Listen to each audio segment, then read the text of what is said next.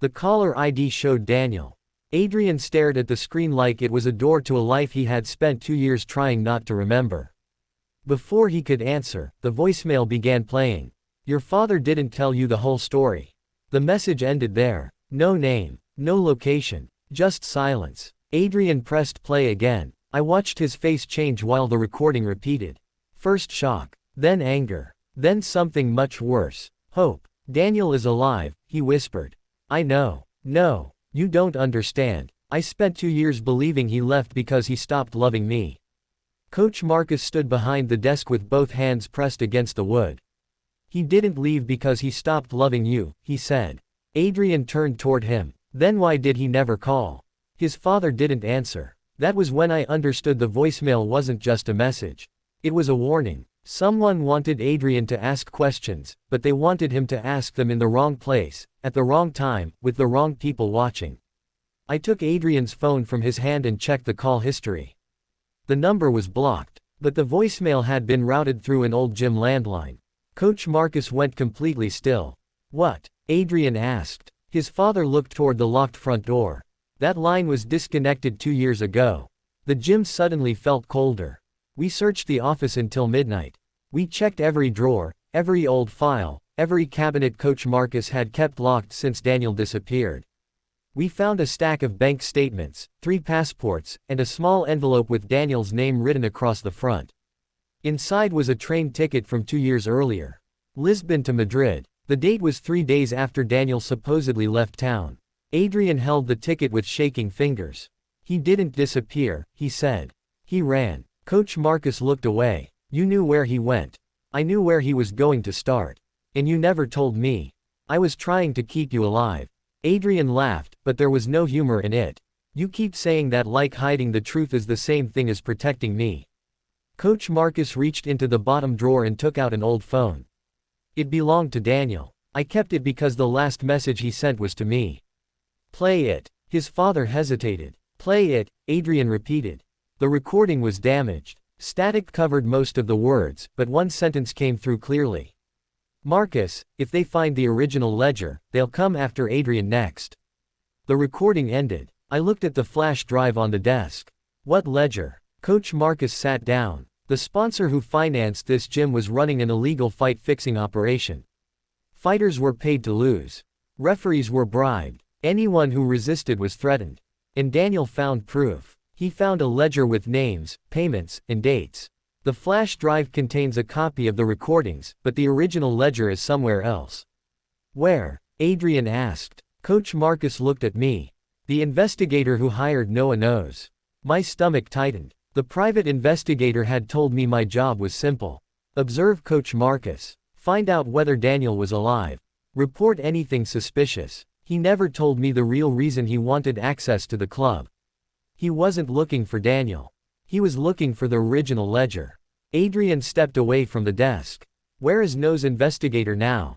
I checked my phone. There were 7 missed calls from an unknown number. A new message appeared. You have until sunrise to bring us the drive. Underneath it was an address. The old train station on the edge of town. Adrian read the message over my shoulder. You're not going, he said. They know about the drive. They want us to. Think they know. Coach Marcus stood up and opened the back door of the gym. Both of you are leaving through the alley. Adrian shook his head. No, we've been running from this for 2 years. I'm done running. His father looked at him for a long moment. Then he handed him the flash drive. Then don't go there to fight, Coach Marcus said. Go there to listen. We reached the train station at 4:17 in the morning. The building had been abandoned for years. Broken windows let the wind move through the empty ticket hall. A single yellow light flickered above the old platform. Someone was waiting beside the tracks. He was in his 50s, dressed in a black coat, with a silver watch and a familiar face. I had seen him once before, outside the boxing club. The private investigator. He smiled when he saw me. You brought the boy. Adrian stepped in front of me. Where is Daniel? The investigator looked at him with something almost like pity. Still asking the wrong question. Then give me the right one. Ask your father why Daniel trusted him enough to leave, but not enough to tell you the truth. Adrian's face tightened. The investigator held out his hand. The drive. I didn't move. You said you wanted proof, I told him. Proof of what? He smiled again. Proof that Coach Marcus stole the ledger. Did he? He stole it from the sponsor. That answer stopped me. The investigator looked at Adrian. Your father didn't destroy the ledger. He hid it. He used it to blackmail the sponsor and keep the gym open. Adrian turned toward me. Is that true? Before I could answer, a train horn sounded in the distance. The investigator stepped closer. Your father was never the hero in this story. He was just the man who decided which people deserved to be sacrificed. A second man appeared behind us. Then a third. Adrian grabbed my hand. Run. We sprinted down the platform as the first man shouted behind us. The station exit was locked. Adrian hit the door once, then again. It stuck. I looked through the glass. The men were coming toward us. Then I noticed the emergency lever above the door. I jumped, pulled it down, and the lock released. We stumbled into the alley just as the train thundered past, hiding us behind a wall of noise and steel. For several seconds, neither of us spoke. Then Adrian pulled me into his arms. He was shaking so hard I could feel it through his jacket. I thought I lost you, he said. You didn't. You keep saying that like it's a promise. It is. He kissed me in the dark alley, not carefully this time, not like he was asking permission. He kissed me like fear had finally made him honest. When we pulled apart, his forehead rested against mine. I love you, he whispered. The words hit harder than the chase. I had wanted to hear them for weeks, but now they sounded like a responsibility. Because I had still been hiding something. The investigator hadn't just hired me to observe Coach Marcus. He had paid me to steal the flash drive. And before we left the station, I had copied its files to my phone. I hadn't told Adrian. We returned to the gym just before sunrise. Coach Marcus was gone. The front door stood open. His office had been searched. Drawers were pulled out. Papers covered the floor. The mirror behind the desk was cracked from corner to corner. Adrian ran through the building shouting his father's name. There was no answer. On the office desk, we found a single envelope. It was addressed to Adrian. Inside was a handwritten note. I was wrong to make you carry my fear. The ledger is not at the gym. It is in the place where Daniel and I first made our mistake. If I do not return, trust Noah, but do not trust the copy on his phone. Adrian read the last sentence twice. Then he looked at me. What copy? The silence between us became unbearable. I took out my phone. I copied the files at the station. His expression changed. You lied to me again. I was going to tell you. When? After you used the evidence. After you decided what happened to my father without asking me. I copied it because I thought they would take the drive. You copied it because you still think you can control this. He turned away. I wanted to argue, but I couldn't. Because he was right. The first time I entered the gym, I had been investigating his father. The second time I stayed, I had been investigating Daniel. Even after I fell in love with Adrian, I kept one part of the truth locked away from myself. He walked toward the door. Where are you going? I asked. To find my father. I'm coming with you. No, Adrian. He turned back. If you come, I'll never know whether you're beside me because you love me or because you need the ending to your investigation. Then he left. For the next 6 hours, I called him 32 times. He didn't answer once. At noon, Daniel sent a new message. Stop looking for Marcus. Find the blue house. I read it 3 times. The blue house was the abandoned house behind the gym, the one nobody used because the roof had collapsed years earlier. I drove there alone. The front door was unlocked. Inside, every room had been stripped except the basement. In the basement, I found an old punching bag, a broken chair, and a wall covered with photographs.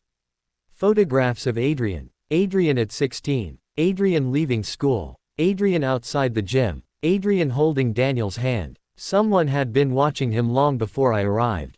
At the center of the wall was a recent photograph. It showed me and Adrian kissing outside the gym. On the back, someone had written, "The boy is not the target. The father is." A floorboard creaked behind me. I turned around. Daniel was standing at the bottom of the stairs. He looked older than the photographs, thinner, but his eyes were the same. "You're Noah," he said. I couldn't speak. "Where is Adrian?" "Looking for his father." Daniel looked at the photographs. Then we're already too late. He told me the truth in the basement. Coach Marcus had never stolen the ledger for money. He had taken it because it contained proof that the sponsor had arranged Daniel's disappearance. But the ledger also contained a second list, a list of people who had helped keep the operation alive. One of those names belonged to a federal investigator. That was why the case had never moved forward. Every time someone got close, the evidence disappeared. Daniel had returned because he had finally found a safe way to expose the list. But he needed Adrian. Why? I asked. Because your coach never told you who recorded the original confrontation. Who? Daniel looked toward the stairs. Adrian. Before I could respond, headlights swept across the basement window. A car stopped outside. Daniel grabbed my jacket. How many people know you're here? Only Adrian. Daniel's face went pale. Then they have him. My phone rang. Adrian's number appeared on the screen. I answered immediately. For 3 seconds, there was only breathing. Then Adrian spoke. His voice was quiet and broken. Noah, don't come looking for me. A man said something in the background. Adrian continued. My father is alive. They have him at the old training warehouse. Where are you? I'm with them. Daniel shook his head and mouthed, don't answer. Adrian's voice dropped to a whisper. They want the original ledger. They said if I don't bring it, they'll kill him. Where is the ledger? I asked. He hesitated. Then he said the words that made Daniel close his eyes. It's under the floor of the apartment where Daniel and I first kissed.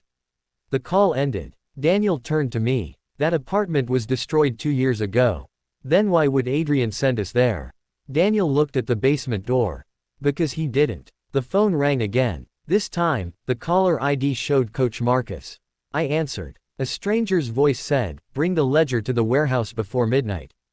Then another voice came through, distant but clear. Adrian. Noah, whatever they tell you, don't trust my father. The line went dead. Daniel picked up the old photograph from the wall. On the back was a final message. They already know where the ledger is. I looked at him. Then what are they really after? Daniel's answer was almost a whisper. Not the ledger. He turned the photograph around. The image showed Adrian standing beside his father, both of them outside the gym. But in the window behind them, reflected in the glass, was the face of the sponsor's federal contact. Daniel pointed to the reflection. They want the person who can identify him. A loud crash came from upstairs. The basement door slammed shut. Someone locked it from the other side. Daniel grabbed the broken chair and moved toward the stairs. I pulled my phone from my pocket. Adrian's last message was still open. It contained only 4 words. Trust no one, not even me. The lights went out, and somewhere above us, a man whispered my name. Come out, Noah. I reached for Daniel's hand in the dark. Are you ready? I whispered. No, he said. But Adrian is. A match flared at the top of the stairs. For 1 second, I saw the face of the man waiting there. It was Coach Marcus. His shirt was covered in blood. And he was smiling. To be continued.